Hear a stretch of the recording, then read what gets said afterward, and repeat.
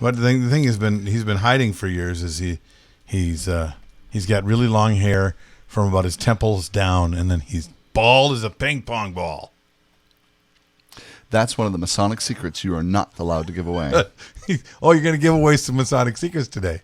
Because I've been trying to do that for a long time. No, I'm not a member of the Masonic Lodge. Well, neither am I. You're a legacy, so you know stuff. I'm not a legacy. Yeah, you are. You can get in just by saying I want to be in because your dad was. No.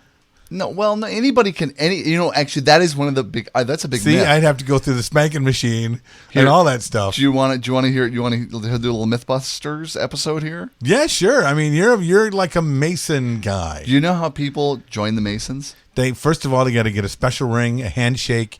They need to go through a dark secret thing where everybody's wearing hoods, and you go through a spanking machine, right? And then you have to be able to speak Latin. That's a long way to get to know. I don't know how. Yes, you do. No, you don't know. You're right. Don't I don't know. know. Right? Right. You ask. I do ask. You say, I'd like to join your club. And then they say, well, I don't know about you. You don't know that either. Oh, sure I do. It's just special elitists in the world. They don't know about. It's you they're not certain about. I just want to get one of those special rings that gets me into the treasure room under the Capitol. Yeah, you've watched National Treasure a few too many times. It is an awesome movie. That's not even an awesome movie. And you're just lucky. You're lucky because you know where that stuff is. So if you need a little extra gold from a sarcophagus that's been hidden under a church in Washington, D.C., you can go and get it. Can we? No. We just have to sit around because you're in the 1%. So there. That's Conspiracies by Bill Herman. Tune in next week when he explores the nut job and how that movie reveals secrets about your personality. Well, that is for next week. I can't give it away right now, or people won't listen. I think we're hearing your vacation brain right now. This is Bill on vacation. Yeah, you like my shirt? This is Why are you wearing that shirt? You're not usually you're like all dressed up working on being Dapper Dan. It's Memorial Day, man. Oh, this is your special. You only bring this out once a year, then? No, I bring it out a lot, but I don't necessarily wear a suit. I'm going to go out on the boat later. Oh, yeah, and I go out on the boat. This is the boat wear. Wear your sunscreen, right? Plus I wore my Electro Voice logo, so everybody knew what the trophy is all about. One of our sponsors are. Electro Voice. Okay, that's enough. Electro Voice. This is a family show. What? Okay, I don't know how to take that. Are you going to celebrate Memorial Day? We've invited you over. But no, you're going to do other stuff. I had family in town. Yeah. I would have gone over. You're my local family. Yeah, but they're gone now. And I'm talking about today. They are gone now. Well, I'm working today. Yeah, see, he doesn't like me. He'll work with me, but he won't come to my house and eat my food. Oh, that's not true. You know that. That's very true. You know that. I'm the terrible mooch. We're gonna have brats, and now everybody knows that. And we're gonna have burgers, and I was gonna fire up the smoker for you, but you weren't coming over. So no one gets the smoker because of me. Right. So that's what I told my kids. Down. Cry. Go ahead and cry it out because Jason's not coming over. If he was coming over here, you'd get something smoked. And then we're going to push our boat out onto Prior Lake. Prior Lake in Minnesota is probably the busiest lake in the state of Minnesota. You just kind of push yourself out, and then the people on the right and the people on the left kind of push you backwards and forward. Are you making political comments on this show now? No, it's just a really busy lake. If there's no waves on Prior Lake, it's because there's no boat on it. Oh, so you're going to be making waves on Prior Lake? Yeah, exactly. I'm going out there and I'm going to get upset, and I'm going to shake my. Is this the extent of your political activism? That's pretty much it. The boats on the left, the boats on the right. You're making waves. Stand up. Trying to cancel out their waves. No. It's just there's a ton of the fishermen on Prior Lake are not happy people usually. Oh, they don't fish because on Memorial Day. People do fish on Prior Lake. It's just not when on there's Memorial Day weekend. Well, hardly. But there aren't many fishermen on Prior Lake because there are so many people who don't fish. Just the angry ones. Tons today. of boats that are out there and a lot of people don't know what they're doing. and it's difficult to be out on a busy day like today. And so you can't wait to get out there. Exactly. Because you're one of those that doesn't know what they're doing. I'm the leader. I'm their president. It's like it's a big club party today. Oh, welcome to the Bill and Jason Show. I'm Jason Jones. I'm Bill Herman. If you haven't guessed already, and this is the special Memorial Day edition. Why? Because it's Memorial Day. Right. That's Exactly. Right. And sadly, we're talking in like most Americans talk on Memorial Day about like all the things we're going to do with the day off, and not the whole reason that the day was set up in the first place. It wasn't actually set up by that name. It was set up right after the Civil War to honor the war dead. Right. I learned that on the radio this morning when I was listening. Like, so you just learned that this morning? Relearned it. I could have forgotten. There's so many things that I learn and relearn and forget. And I think it's well, the and we nature have of my veterans in our family. My father was in the Army. My grandfather was in the Navy. My uncle is retired Navy. My grandfather served in World War II. My father in the Vietnam War, even though he didn't go over to Vietnam. He was one of the lucky ones that were signed up, and they never shipped him over. So pretty much served in the state of Washington near Mount Rainier, and they're based there. I remember as a 3-year-old kid standing, those phones. In the old days, back when back when you had to have your horse and buggy outside to take yourself to get you some buttermilk. we had a phone on the wall by the kitchen. You've seen those in every TV show. And I remember standing on a stool when my mom had fallen asleep. I dialed the operator and kept her on the line for like 45 minutes, asking her to get my dad on the phone. Wow. Where is he? He's in the Army. Where? Well, he's in Washington. And so the lady talked to me like for 45 minutes, just a little boy. Just say that lady was amazing that she stayed on the phone for an hour with you? Well, back in 1904. Okay.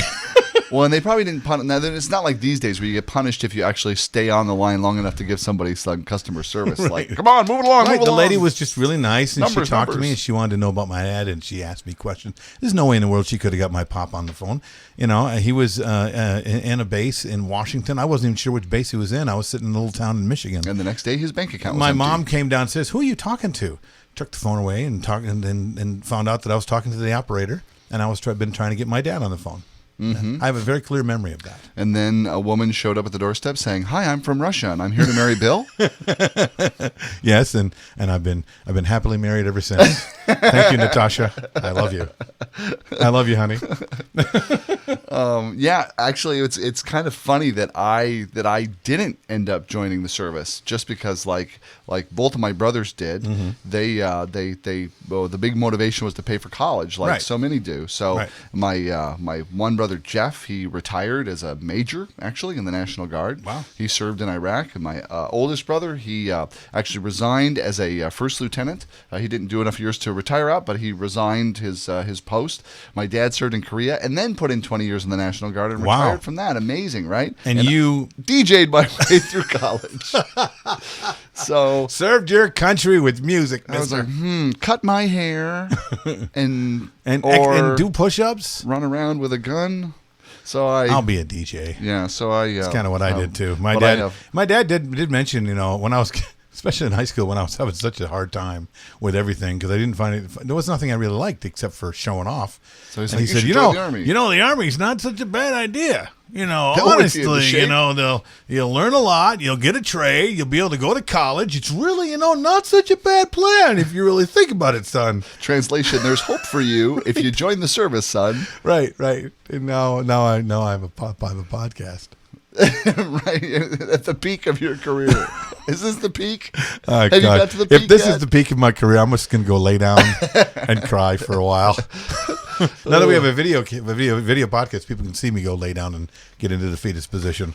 Right, exactly. You could actually start your own video channel of encouraging other people to lie down when things just a bit too much. Lie down with Bill. It'll be like a new meditation thing. Yeah, and everybody thinks so much of us DJs. They watch you and lie down. Uh-huh.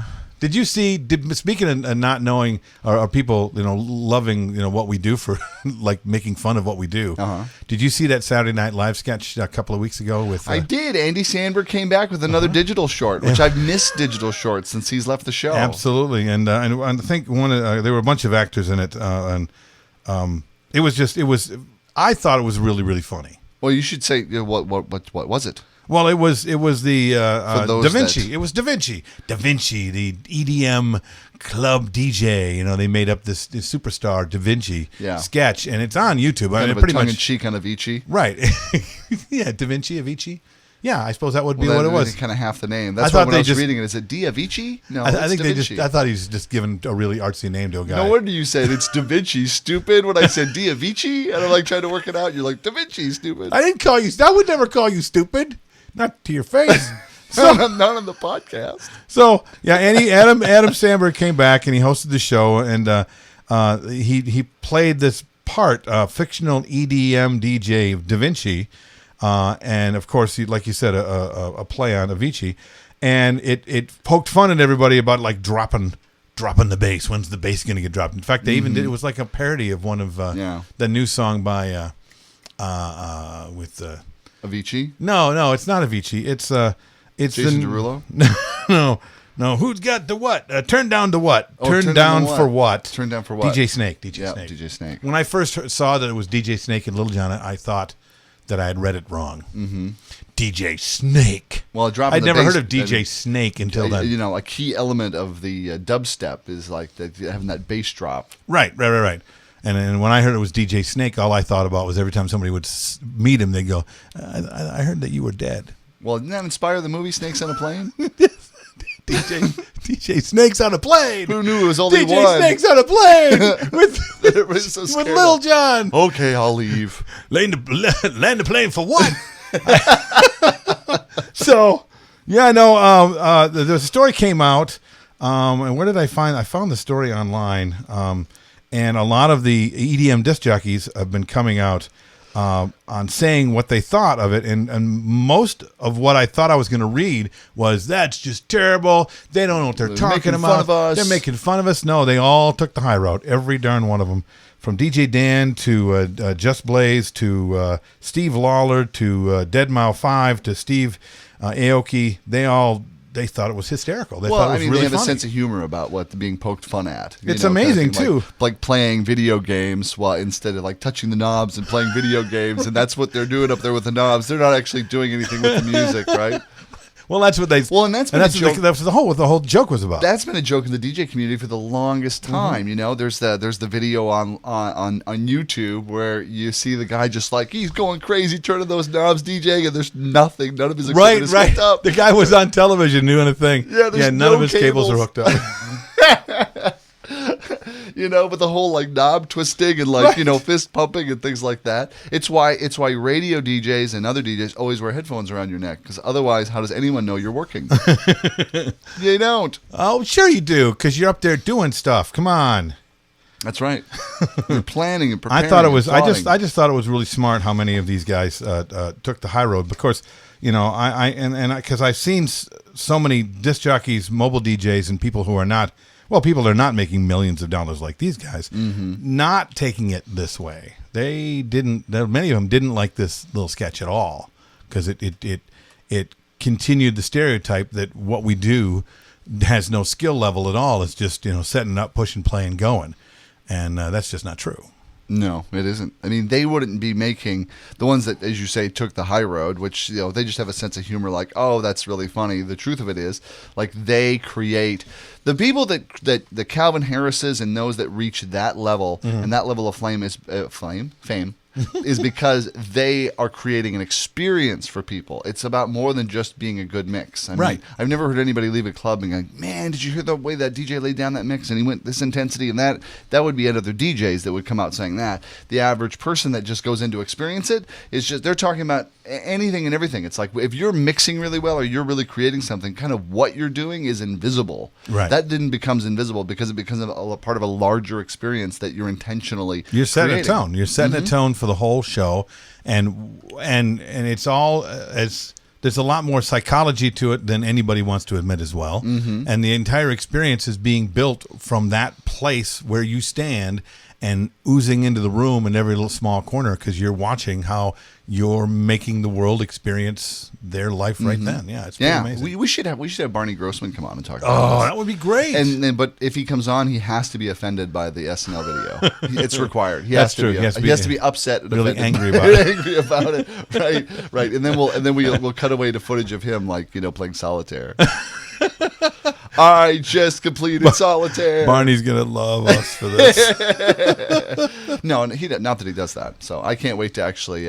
When we go to the UK, one of the things that's on my must-do list is I want to go experience a club night that Barney Grossman is playing. Oh, wow, that would be very cool. DJ Barney. If that's Well, what we'll he have goes to by. be sure that would be very cool if that's the name he goes. Because if he's DJ Barney, I want to be DJ Fred from America with him that day, and I want to hear it, like I'm running behind him in my little motorized Flintstone car. That would be really. There you go. That sounded like a really sped up. Of course, that would be probably mixed, right, or sampled. Right. Right. We can both wear these little outfits, and I can look like Fred. He can look at Barney. Flintstones, and I can go to.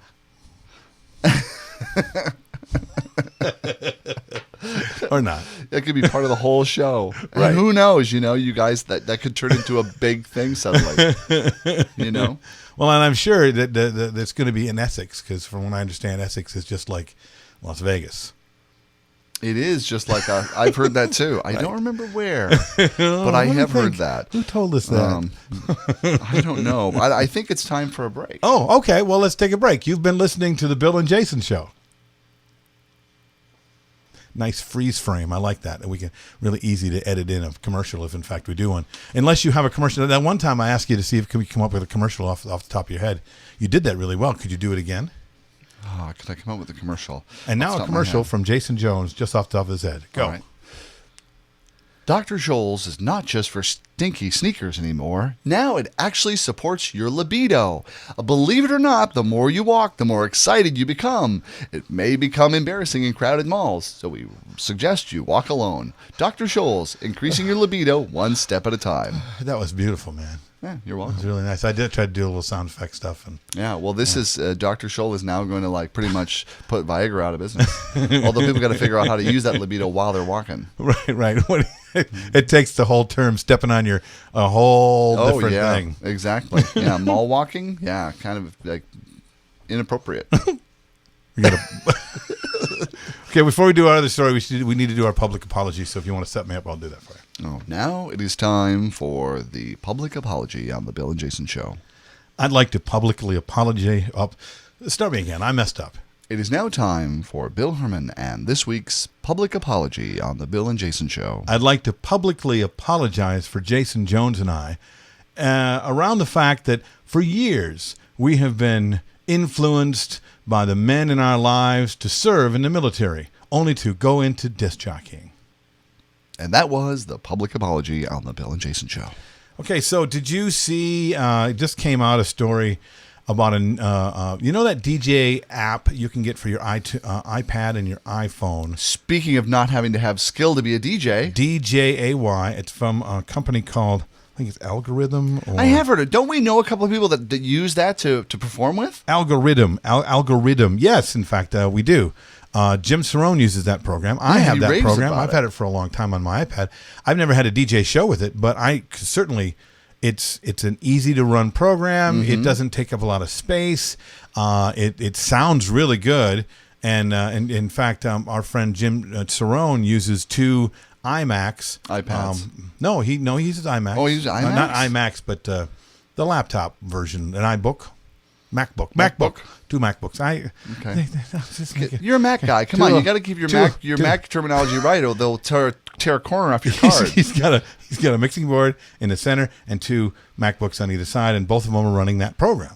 Oh, nice. Oh, yeah. Oh, he's got the best setup. It's kind of like very postmodern kind of thing. It is very. It's like kind of got this well, we'll put a picture up. Plus, he's tall, slim, and sleek, kind of like the Macintosh. He's got the old anyway. classic crooner microphone coming up, and that's coming up out of this metal box, as you see there. And then he's got the two laptop, one on each side, which is like visually balanced, a couple of sticks. It presents really, really beautiful. Right. It really presents well. And he uses this program, and they just came out with an update on it's the DJ 2. There's DJ1 and there's DJ2, but it's the DJ2. And the new update, what it does, they have done an update that allows you to simultaneously stream and mix any 2 tracks at the same time using Spotify's streaming service. Oh. So no longer do you have your own music loaded into your iPad, but you can now you can spend $10 a month for the premium Spotify service and have 20 million, is it 20 million songs, right, at your fingertips. And you can DJ a show. Pull up and play. Right, and you can not only play them, but you can do everything you can do on the program. You stop them, slow them down, move them any way you want. Virtual DJ subscription service, where you get online and you have their whole library that you can stream from. Right, exactly. You don't have to actually own the difference music. between virtual DJ and this program costs like $9. In fact, right now, I think you can get it for $4 for the next week. Okay, but it's like a $9 program, and then $10 a month to Spotify means now you have all the tools necessary, except for maybe the skill and the experience of DJing to be able to do it. And it was a DJ that came up with it. Karam Morsi, who's the CEO of this program, had been DJing for 15 years himself. And I got this story from Yahoo Tech.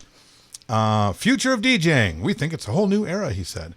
These people think that this is making DJing so easy that you now don't have to have a DJ.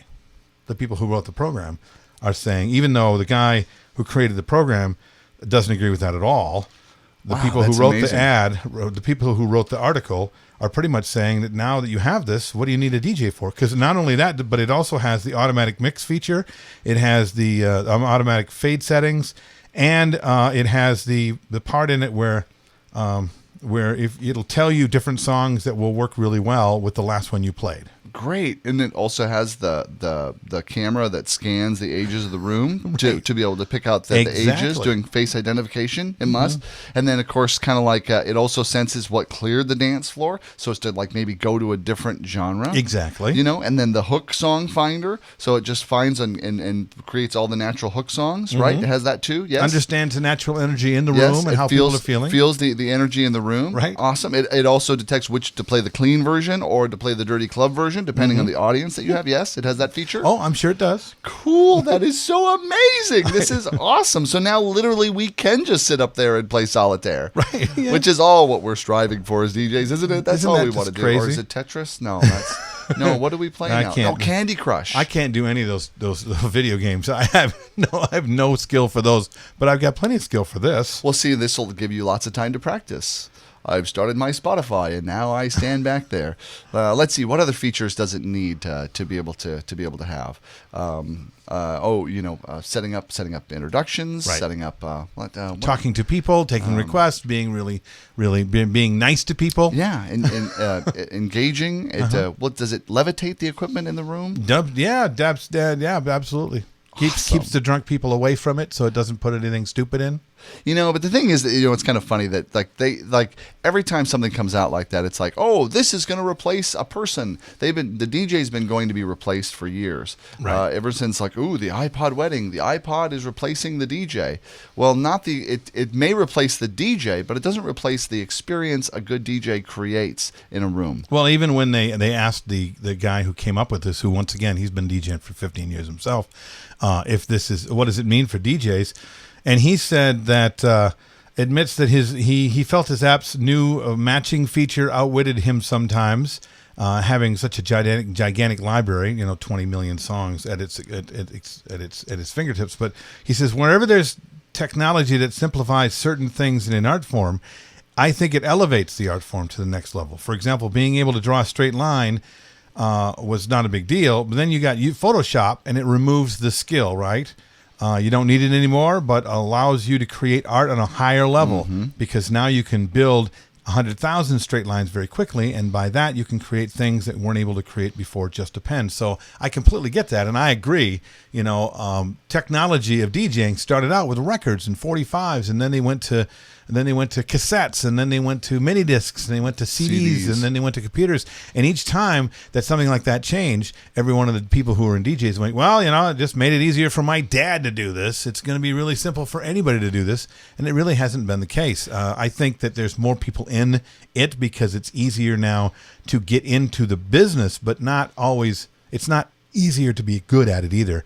And I really think that the clientele out there and the people that buy disc jockeys, there's more and more people who understand that there's a skill level there. Mm-hmm. Maybe not so much, 5 years ago when computers just exploded and made it really easy for a 10-year-old kid with his hard drive to hook it up to speakers and call himself a DJ. But now that they've seen more of those people, they realize that there is a big difference. Mm-hmm. Well, yeah, I mean, it makes, like you said, it makes getting into it a lot easier. Mm-hmm. But if all you're going to do, is just do good seamless beat mixing and that's it, mm-hmm. and you're not going to say, oh, if I can automate my beat mixing, then what can I do? What does that free me to do now? Does that free me to actually bring in, be able to run 6 players and bring in drops and bring in, and so you've got the baseline things that used to take all your skill to keep going. And if you don't have to do that anymore, if that's automated for you, and then where's the next step? And if you're not always looking at the next step, then I don't really care if you think that's going to make you obsolete, because it will make you obsolete. The guy that just wants to do a seamless beat mix kind of thing. What it won't do is those artists that just look at it as a palette, as a means of having tools to create and do stuff. It's like, I can do more stuff now. Now I can do even crazier stuff. I can do more visuals. I can do more video. I could do, being able to multitask like crazy, which before you'd have to replicate and have many arms and be a big octopus DJing like an octopus, doing all that stuff. Right. Plus that guy was doing way more things, but he also had to use a part of his brain to make sure that everything was working the way it was supposed to. Yeah. Now he has this automated thing that helps him to be more creative, add more things to what he's doing, regardless of whether you said it's a drop or whether it's a different way to perform or a different way to stage what he's doing or whatever, to be able to elevate an art form into something that is something that no one's ever seen instead of seen it. Right. As soon as the world is starting to say, well, I've seen that a million times, then they take it and automate it. Mm-hmm. So once it starts becoming automated, that's almost the world saying to you, you need to find a new way to express the form of art that you're doing, because the rest of it, this is the easy part. Now bring to us the hard. Bring us your creativity and who you are to either the music you're producing for us or the way you're entertaining us. Right, that's the art form. It's that's where you have to ask your question.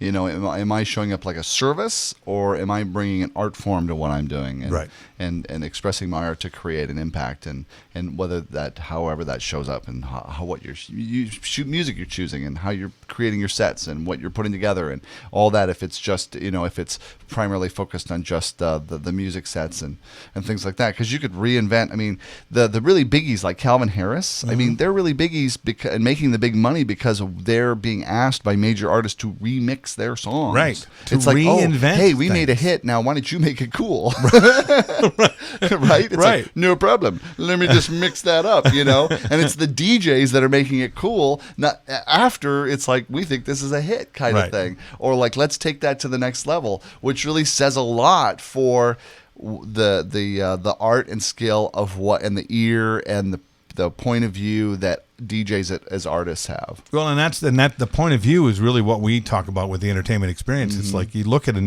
at this form of expression that kind of became a trade. It's like, okay, you take the simplicity of it, and now it's a trade. It's like you do point A, point B, do this, do that, and you're doing it.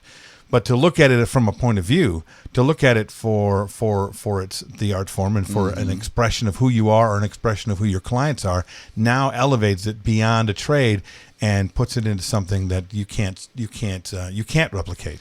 No, they can't replicate you. They can't replicate me. They can only come and enhance who they are as an artist to be able to really express the music, to really express the form of art that they're trying to share, whether it be for their client or for themselves. Well, and that's really what we talk about in the entertainment experience too. Right. It's the point of view they can't replicate, because they can replicate you and me now. 3D printers. It would take a really big damn 3D printer to replicate this big DJ. Oh, you think they're gonna run out of the poly stuff, like replicating? Oh yeah, yeah. You're gonna have to ship some more in from China because there ain't enough. And there ain't enough poly to make this poly extra large poly. Extra who? Poly? Who's Poly? That's my DJ name, Extra Large Poly. Poly. DJ Extra Large Poly, right here for you on the DJ show. How you doing, boys and girls? Look for Poly performing live now. I think that's going to do it for the Bill and Jason show this week. Well, and if you haven't gone to see us on Twitter, be sure you do that. We need we're over 100 people are following us on Twitter. Awesome. Now we're Let's make it 101. 101. I can't wait. Like us on Facebook. Come to our website and at BillAndJasonShow.com, all of that stuff, and look for us on iTunes, please. Yep. You can at the BillAndJasonShow.com. You can listen to us on the go, on your iPod and that sort of thing. On DJNTV, we here on doing the video version. Right. And leave your comments. We want to know what you think about the things we talk about on the show. Right here. Below, right here on the YouTube page. We'd love to hear from you. And of course, if we get excited about your comments, we're going to say, come in on the show and share it live on the show. We'd love to have you. So Do it. We are going to be having guests on this show. Really? I just decided. we're having guests. We didn't have a committee meeting about this. I just dropped the bomb. Kelvin Harris. Give Kelvin a call. I will. I'll call my buddy Calvin. Of mine back when we used to DJ the roller rinks. Yeah, I used to. In fact, I wear his brand of underwear. Do you really? Oh no, wait, that's Calvin Klein. All right. Well, that's it. We should stop talking now. Bye. Broadcasting from high atop planet Earth at a rate of 96 kilobytes sampled per second over the interweb in an effort to stop glorifying being busy. This has been an entertainment experience production.